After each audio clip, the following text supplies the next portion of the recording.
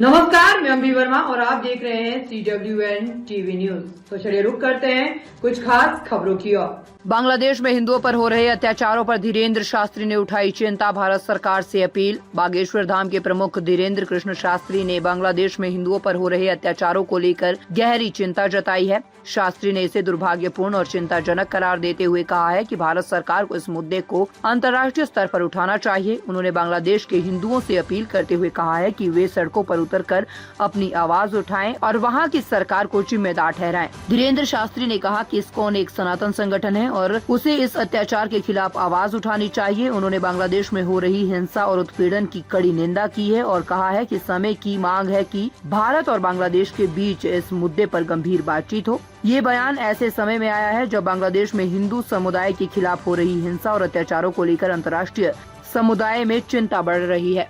दुर्व्यवहार हो रहा है और हिंसा बढ़ती जा रही है और बहुत बड़ा दुर्भाग्य है, चिंतापूर्ण है।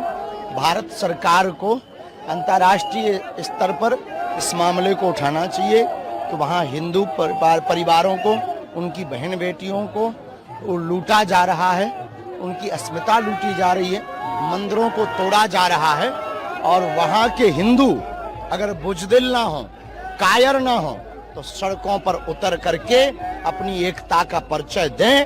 अगर वो ऐसा नहीं कर रहे तो निश्चित रूप से वहाँ का हिंदू कायर है, बुजदिल है और वो शायद कभी भी अपनी संस्कृति को वहाँ सुरक्षित नहीं कर पाएगा, क्योंकि उनके पूर्वजों ने भी उस देश को आजाद कराने के लिए बलिदान दिया है। तो बांग्लादेश के जितने हिंदू हैं, अगर हमारा ये वीडियो उन तक पहुँचे, तुरंत सड़कों पर उतर करके जो सनातन विरोधी सरकार है उसकी ठठरी बार है।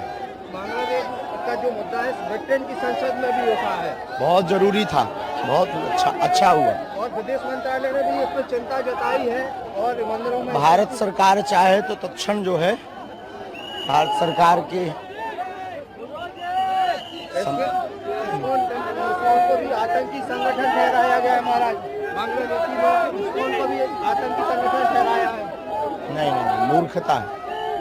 वो महामंत्र करते हैं, श्री प्रभुपाद स्वामी जी ने बहुत अनूठा कार्य किया है, तो वो सनातन का संगठन है।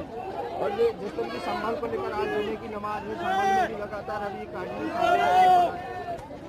अगर वहाँ पर तो कानून को विशेष रूप से शिकंजा करके SI सर्वे जल्दी पूर्ण हो गए तो जल्दी से वहाँ हरिहर मंदिर की प्राण प्रतिष्ठा होगी।